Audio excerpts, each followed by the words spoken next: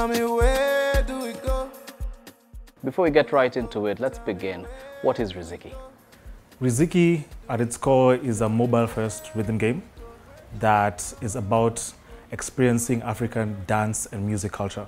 You are going on this journey as the Mzito, the heroes of our story, to unite Africa by mastering music from all over the continent. Because without a doubt, our music, our rhythm, our roots unite us.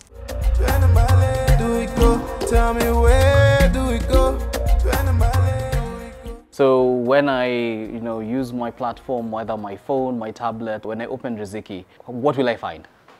You will find an experience about music, about African music specifically. We wanted to really channel that idea of unity because we felt like if you listen to Amapiano or Rumba or you listen to Gengeton, it unites the whole continent without really knowing the language, knowing what they're talking about. There's something about the rhythm, the vibe, the attitude, the culture that brings us together. And our company is all about, sending that message, bringing that message, activating our inner potential. And unity is a big part of that. So how do you play it? Is it multiplayer? It is single player at the moment, but you will be able to experience part of it with your friends at the same time. So it plays by tapping and interacting on indicated areas of the screen according to the music. So if it's ta, ta, ta, you'll tap on the screen, ta, ta, ta, for example. So it's all about really mastering the rhythm of the music and being in tune with it, because it's all about that harmony, that unity you have with the music. And we believe that gives you an understanding of the people, of the vibrance, of where this music came from, of the culture where this music came from.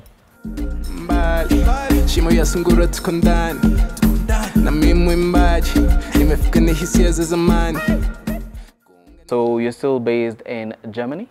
Yes, at the moment I am still based in Germany. I work for the university there and we make educational games for university students. That opened up my mind to see what else can game development do outside of entertainment, outside of empowerment, but also in education. How can we educate people using games? Because that interactivity, that experience allows people to be connected more to their games, allows them to be more interested, allows them to kind of see what they're learning and play with it, feel it, experience it. And I hope to bring that knowledge back. So yes, I'm still working there, but I have my co-founder on the ground pushing initiatives in Kenya because we have a responsibility to Kenya as well. We have to grow our industry here. And I hope to use that experience from Germany to really push our industry to the next stage because we can make these games, we can make these amazing experiences just like the rest. First, we started with my brother, George Ahere. He was a co-founder, so for him, he's the development, I am the administration. We also had a past co-founder, but he left the business, so I'm going to break it down into two. Development and administration. For the development, we have programming and we also have design. So we have a number of technical artists and also coders in the team, and then we also have, now this is outsourced. We outsource creatives in terms of UI, UX, 2D and 3D animation, and also environmental art. And sometimes we also have music producers, and we also have voice artists, and also script writers and storyboard writers. So that's the creative side and the development side. The administrative side, I'm not really well versed in everything.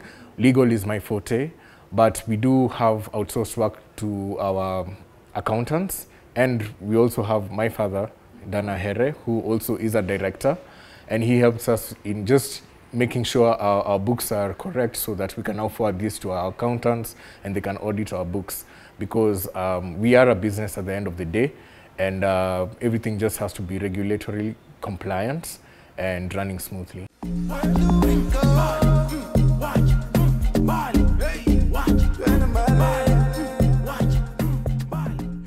We're at Nairobi Game Development Center. This is where we come when we want to meet the community, meet gamers, do events, and really just develop our games here because we are a remote company. And this has been a really good opportunity, really great hub to kind of do that. And it's also affordable as well. As you can see, it's a beautiful place. Yeah. But they don't only do that. Like I said, they do events. It's a workspace. It's an incubator. They do game jams here.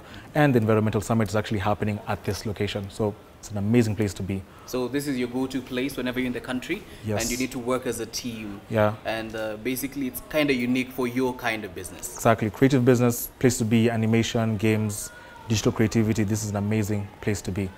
Beautifully put. Now, do you see that there was value in you daring abroad? You began in, you said China, and then from China you went to France, and then from France you went to Germany. Was there value in you studying abroad? First of all, I was in China from 2012 to 2016. This is my bachelor's degree. When I went there, it was really about getting the base knowledge of developing a game.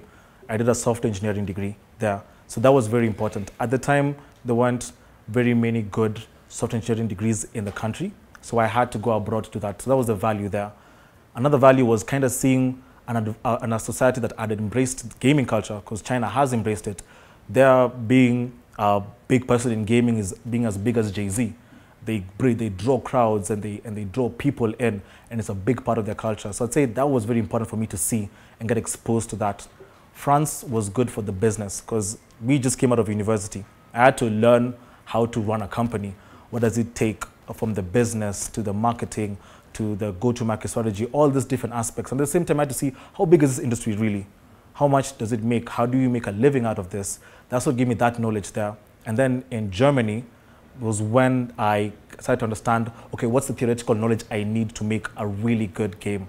What's the fundamental knowledge in design, in sound, in art, in animation that can really allow you to really tell the right story and tell it well? Exactly. So that's kind of why I feel like it was valuable.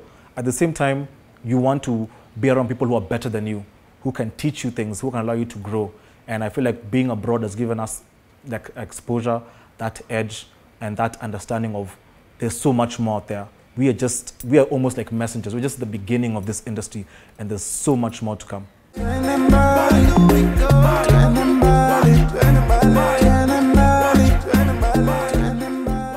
Now, everybody who's watching would want to know, when can I access the game? So tell us a bit, which stage are you at, and when should we expect it?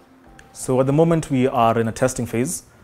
Games are very complex things to make, and you have to really make sure they are right before they're out there. So we're going to be looking for testers very soon. So I guess watch out for us. After the testing phase, around the middle of this year, so around July to October, we will be releasing the game to the public. Everybody will get to play it, experience it, and really tell us what you think so we can continue improving the game. Because it's the kind of game where we want to continuously add content, add more music, add more experiences to really give you the feel of Africa. So expect it this year, 2024, we believe is the year for growth, the year for prosperity, the year to go to infinity. So what exactly do you hope to achieve through Riziki and your gaming company? What we want to achieve is revenue. First of all, we have to make our business make sense. So through revenue generation, we'll be able to scale, we'll be able to get a bigger team, and we'll be able to raise the standard of living of Kenyans. We also want to contribute to the creative economy through employment and also through partnerships. You're going to partner with musicians, dancers, producers, and even fashion artists who want to incorporate their fashion designs within the game. For me, from a very young age, my purpose was I want to empower people. I want to give them that idea that you have a potential that you can unlock. And one of the best ways to show somebody's inner potential is to show it to them. I'm going to give an example of Black Panther, the movie. Everybody, before then, nobody really thought about an African future, a beautiful African city with advanced technology, with beautiful stories, with being at the top of the world. And we want to show people those things in our games.